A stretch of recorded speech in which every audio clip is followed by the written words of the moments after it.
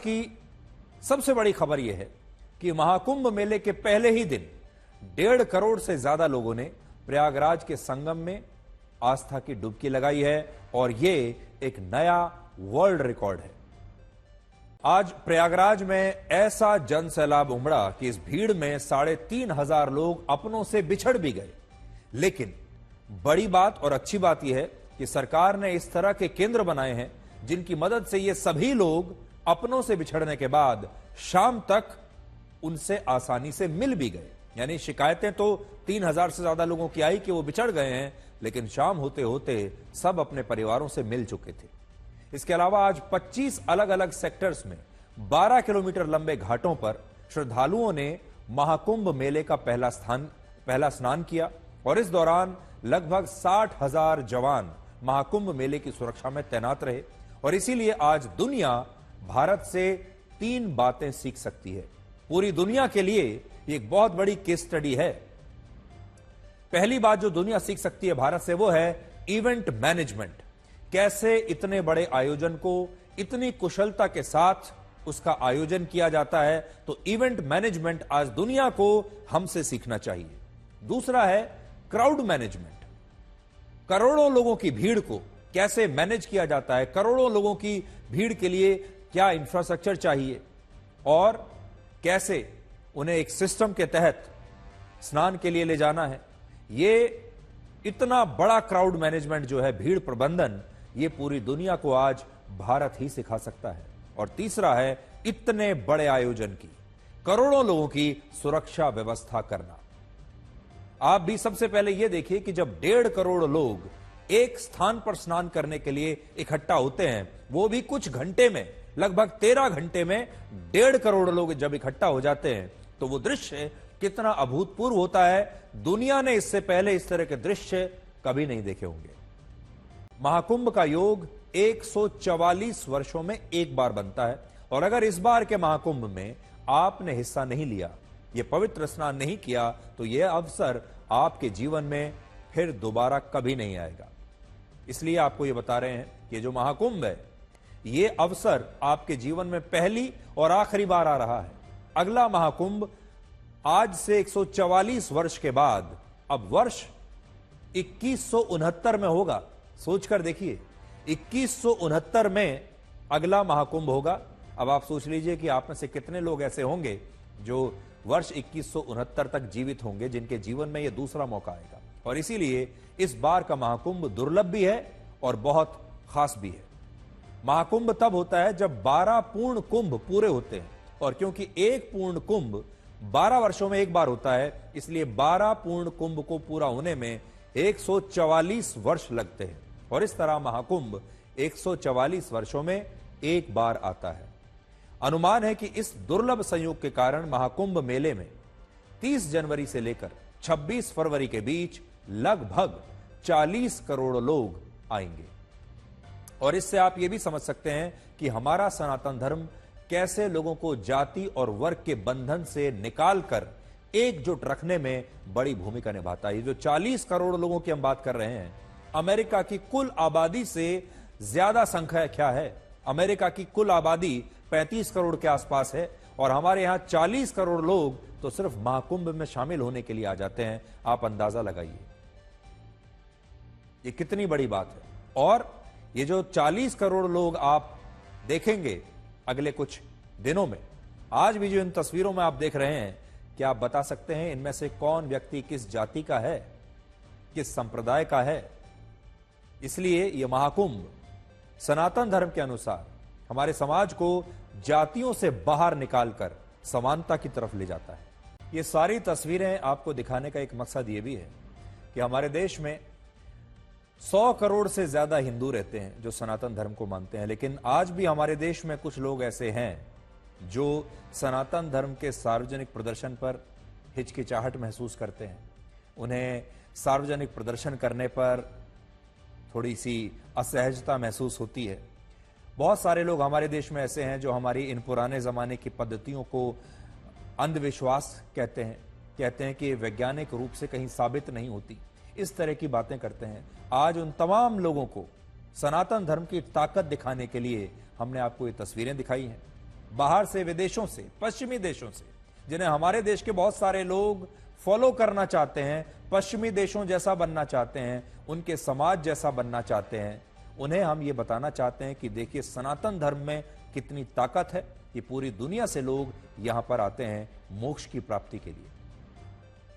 इस बार महाकुंभ की तैयारियों पर सरकार ने लगभग 7,000 करोड़ रुपए खर्च किए हैं। कुल 4,000 हेक्टेयर के क्षेत्र में महाकुंभ के मेले का आयोजन हो रहा है। 25 सेक्टर्स बनाए गए हैं, जिसमें कुल 12 किलोमीटर लंबे 44 घाटों का निर्माण हुआ है, जहां लोग स्नान कर सकते हैं।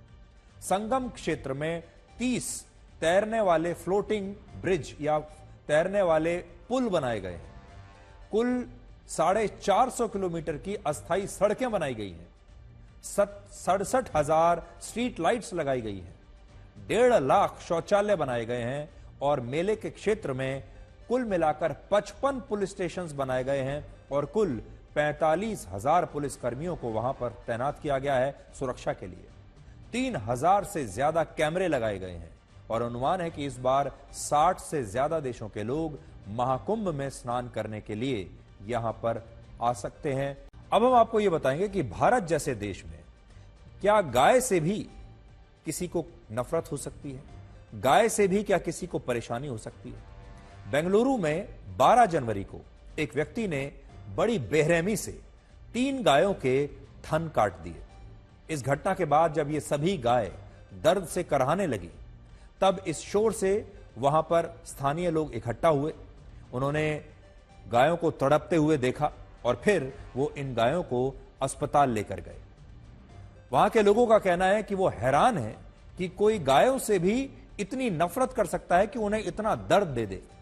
इस घटना के खिलाफ बेंगलुरु में विरोध प्रदर्शन हो रहे हैं और पुलिस ने भी अब आरोपी को गिरफ्तार कर लिया है। आरोपी का पता चल चुका है, आरोपी गिरफ्तार हो चुका है और इस आरोपी का नाम है मोहम्मद सैयद नसरू और ये 30 वर्ष का है और बिहार के चंपारण जिले का रहने वाला है।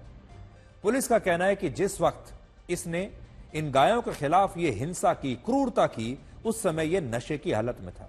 हालांकि जिस किसान की ये गाय हैं, उसका कहना है कि नशे की हालत में भी कोई व्यक्ति बेजुबान गायों को इतनी चोट क्यों पहुंचाएगा, उनके साथ इतनी हिंसा क्यों करेगा, और जरूर इस घटना के पीछे नफरत की भावना रही होगी और वो हो सकता है कि उसकी बात, किसान की बात सही भी हो। अब आपको राजनीति की दुनिया में लेकर चलते हैं। दिल्ली का चुनाव आने वाला है। हर पार्टी कोशिश कर रही है कि कैसे वो दिल्ली का चुनाव जीत ले, कैसे दिल्ली के सारे परिवार उस पार्टी को वोट दे दे। इसलिए आपको बताएंगे कि दिल्ली में एक औसत परिवार के वोट किस पार्टी को कितने पैसे के पड़ेंगे, क्योंकि आज हर पार्टी की कोशिश यह है कि वो मुफ्त की योजनाओं के जरिए घर बैठे लोगों को पैसा देकर किसी भी तरह से उनका वोट ले ले।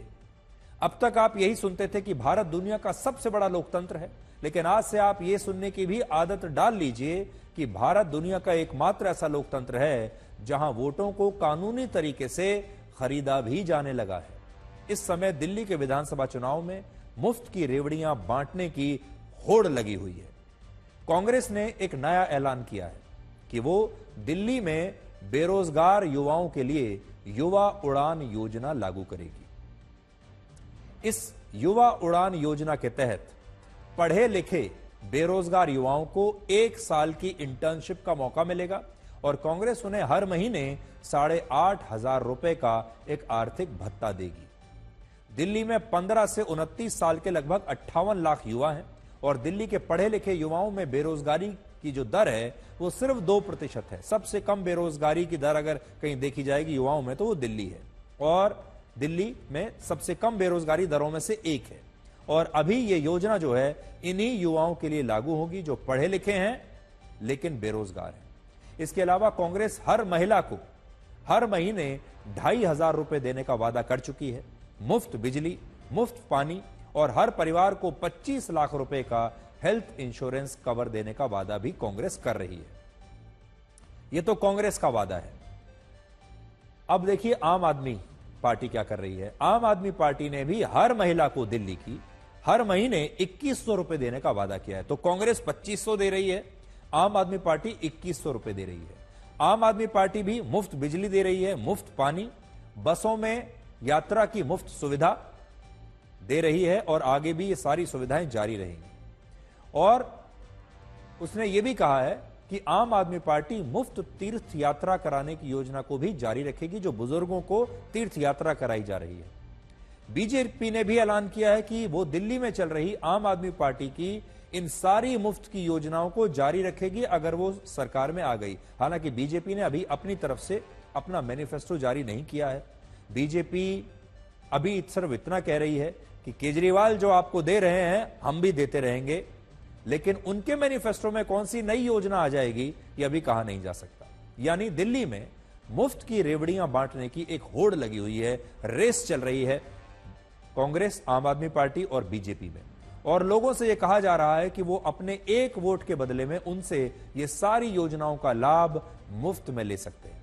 आप पैसे की चिंता मत कीजिए।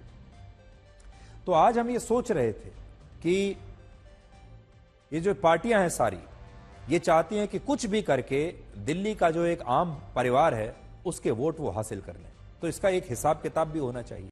लेकिन इस बीच आजकल अरविंद केजरीवाल जो हैं वो कांग्रेस के खिलाफ बहुत बोल रहे हैं, राहुल गांधी के खिलाफ बहुत बोल रहे हैं।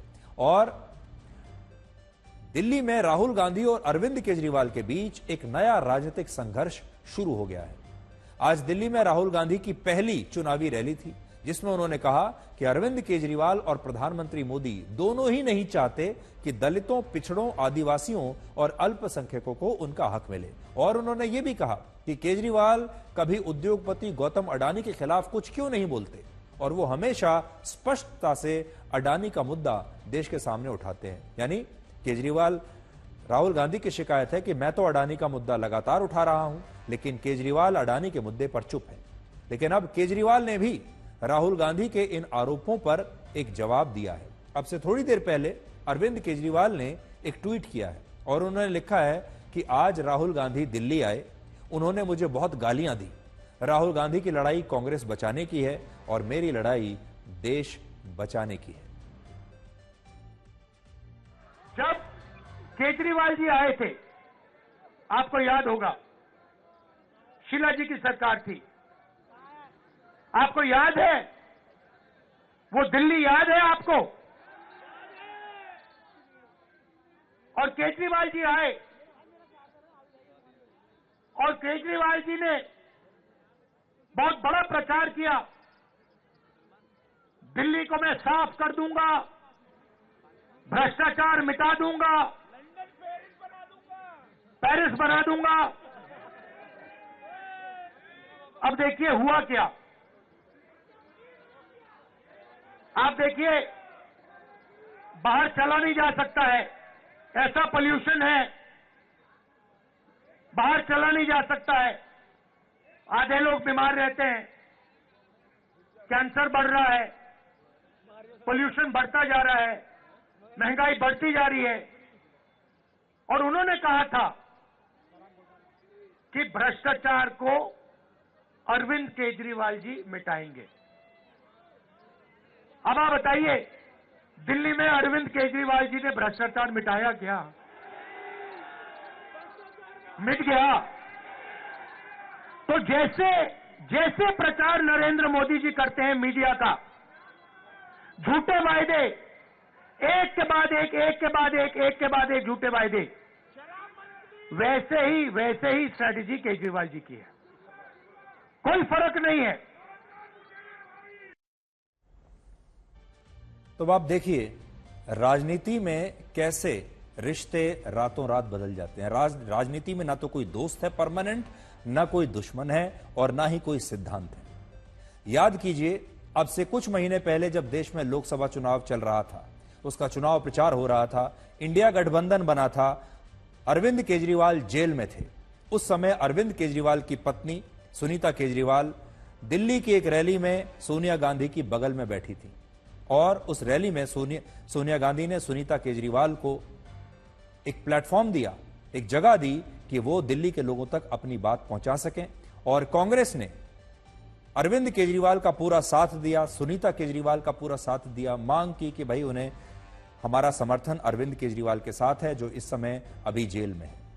लेकिन आज अरविंद केजरीवाल और राहुल गांधी एक दूसरे के खिलाफ ही आरोप लगा रहे हैं।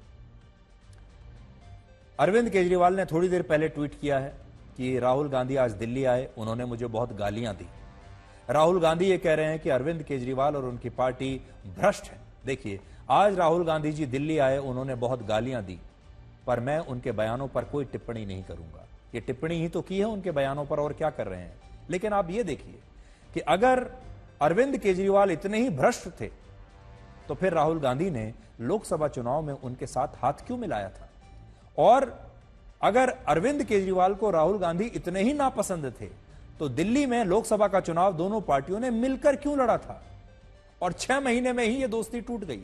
इंडिया गठबंधन का हाल आज अगर आप देखें तो इंडिया गठबंधन में सभी घटक दल एक दूसरे के बारे में ऐसी ही बातें कर रहे हैं। ज्यादातर लोग कांग्रेस के बारे में आज यही बात कर रहे हैं। तो आप सोचिए कि राजनीति में 6 महीने का जो समय है वो कितना बड़ा समय होता है। और 6 महीने होते होते जो राहुल गांधी और अरविंद केजरीवाल एक साथ चुनाव लड़ रहे थे, एक दूसरे की तारीफ कर रहे थे और पानी पी पी कर नरेंद्र मोदी को कोस रहे थे, आज अरविंद केजरीवाल प्रधानमंत्री मोदी को कम कोस रहे हैं और राहुल गांधी को ज्यादा कोस रहे हैं। आज राहुल गांधी अपने भाषण में प्रधानमंत्री मोदी के लिए कम बोलते हैं और अरविंद केजरीवाल के खिलाफ ज्यादा बोलते हैं। तो ये है राजनीतिक दोस्ती और राजनीति के सिद्धांत।